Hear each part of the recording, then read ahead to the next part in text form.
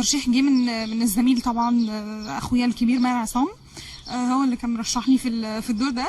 ومش مساله بقى ان انا بحب الكوميدي بس انا دايما يعني حتى بحس ان الادوار اللي بتيجي بتبقى جايه كوميدي على طول، فدي حاجه بتبسطني اكتر. يعني انا حابه ان انا اخد السكه دي بتاع يعني زي مثلي الاعلى عندي ياسمين عبد العزيز، فبحس ان انا عايزه اخد نفس الخط الكوميدي بتاعها ده، اللي هو اللي انت ك حد مظهره كويس وحد شكله كويس، مش لازم طول الوقت ابقى بلعب الرومانسي او ابقى بلعب اللي هو البنت اللي طالعه بقى كيوت والكلام ده كله. لا، انا بحب اعمل كاركترات واكيد لو اتعرض عليا حاجه كاركترات زي كده هعملها. بلعب شخصيه سمر،